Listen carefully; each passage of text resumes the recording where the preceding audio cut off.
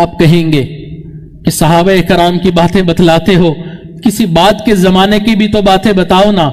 آئیے آپ کو اپنے روحانی آباء و اجداد کی زندگی کے کچھ حالات عرض کر دیتا ہوں۔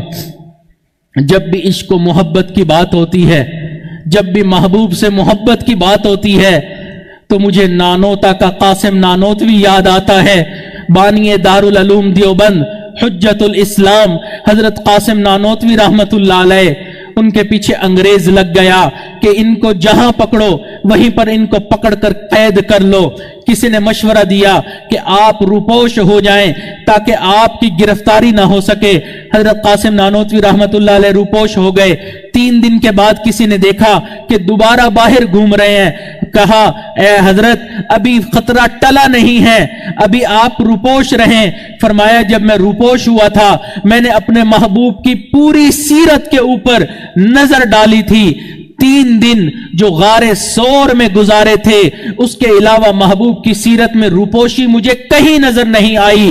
قاسم نانوتوی محبوب کی محبت میں، سنت میں، اقتداء میں 3 دن روپوش رہا۔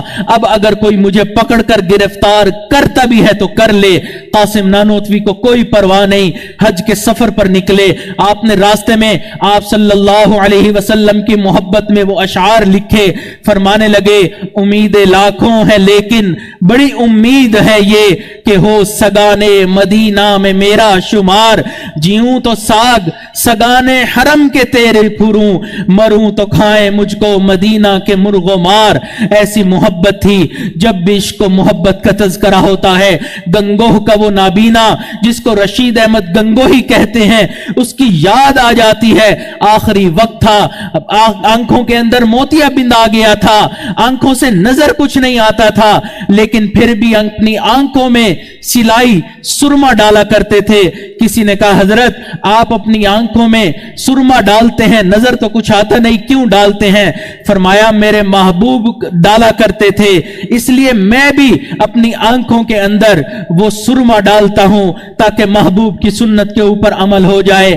یاد کریں جب بھی عشق و محبت کی بات ہوتی ہے مجھے دیوبند کا وہ بیٹا حسین احمد مدنی کی یاد آ جاتی ہے۔ اللہ رب العزت نے کیا مقام عطا فرمایا، کیا رتبہ عطا فرمایا، اللہ کی ان کے دل میں کیا محبت تھی۔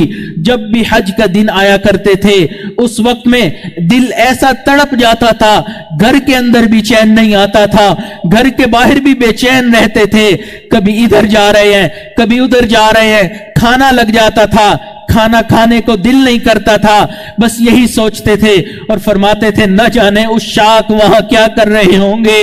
کوئی عاشق محبوب کے در پر حاضری دے رہا ہوگا، کوئی عاشق طواف کر رہا ہوگا۔ فرماتے تھے نہ جانے عشاق کیا کر رہے ہوں گے۔ کئی مرتبہ ایسا ہوا آرام کر رہے ہوتے تھے، رات کے آخری پہر میں آنکھ کھل جاتی تھی، اٹھ کے بیٹھتے تھے، آنکھوں سے آنسو جاری ہو جاتے تھے۔ فرماتے تھے نہ جانے عشاق کیا کر رہے ہوں گے۔ اللہ کو یہ تڑپ پسند آ گئی، اللہ نے قبول کر لیا، ان کی دعاؤں کو منظور کر لیا۔ حضرت حسین احمد مدنی رحمت اللہ علیہ کو محبوب کے در کی حاضری نصیب فرما دی۔ آپ نے کم و بیش 16 سال نبی علیہ الصلوۃ والسلام کی مسجد نبوی کے اندر بیٹھ کر درس حدیث دیا۔ آج یہاں پر بیٹھ کر کوئی عالم درس قرآن درس حدیث دیتا ہے، وہ کہتا ہے قال رسول اللہ صلی اللہ علیہ وسلم۔